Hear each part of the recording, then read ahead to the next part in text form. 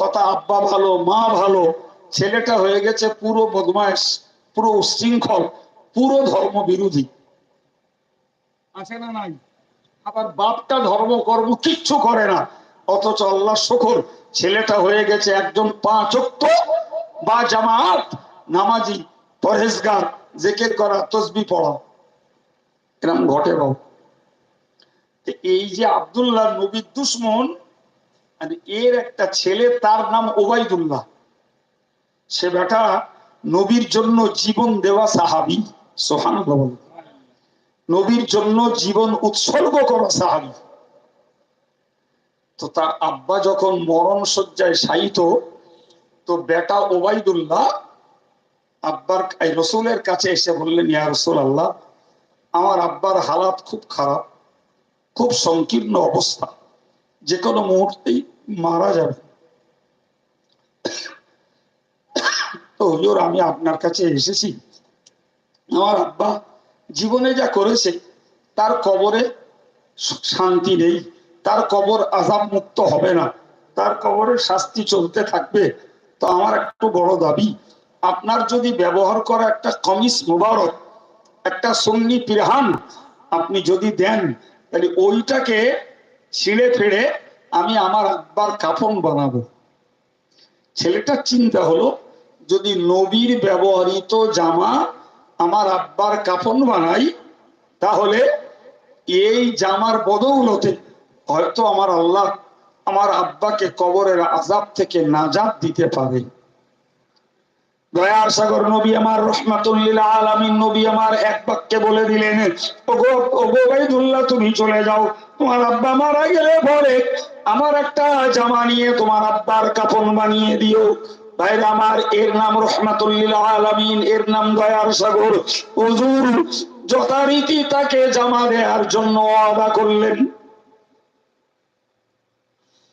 ক্ষণিক বাদে লোকটা মারা গেল। নবী পাক সাল্লাল্লাহু আলাইহি ওয়াসাল্লাম তার ওয়াদা অনুযায়ী একটা জামা তাকে দিয়ে দিল। এখন বেটা ওবাইদুল্লাহ এই নবী পাকের জামা তার মুনাফিক বাপের জন্য কাফন বানানোর সুযোগ পেয়ে আবার একবার গেল, গিয়ে বলল, ইয়া রাসূলুল্লাহ, আমি একটু দাবি করছি, আমার আব্বার জানাজাটা একটু আপনি পড়ে দেবেন। আমার আব্বার জানাজাটা একটু আপনি পড়ে দেবেন। ছেলে জানে নবী যদি জানাজা পড়ে, তাহলে নবী জানাজা পড়া মানে নবী আমার আব্বার জন্য আল্লাহর কাছে ক্ষমা চাইবে। তো আশা করা যায় আমার রাসূলুল্লাহর দোয়া আমার আল্লাহর কাছে ব্যর্থ হবে না, বাদ যাবে না, ফিরে আসবে না। একবার চিল্লে বলেন সুবহানাল্লাহ। নবী রাজি হয়ে গেলেন। নবী রাজি হয়ে গেলেন, বললেন, ঠিক আছে, যাও, তুমি গোসল কাফনের ব্যবস্থা করো, আমি যাচ্ছি। গোসল কাফনের ব্যবস্থা হয়ে গেল, রসুলকে খবর দেওয়া হলো। রসুল এবার যাচ্ছেন জানাজা পড়তে। তো রসুল যখন জানাজা পড়তে যাচ্ছেন, হযরত ওমর রাদিয়াল্লাহু আনহু রসুলুল্লাহর জামার এই দামানটা, আঁচলটা টেনে ধরেছেন। বললি, ইয়া রাসূলুল্লাহ, এত বড় দুষ্টু, এত বড় বদমাশ, এত বড় মুনাফিকের জানাজা আপনি পড়বেন না, আপনার কাছে অনুরোধ।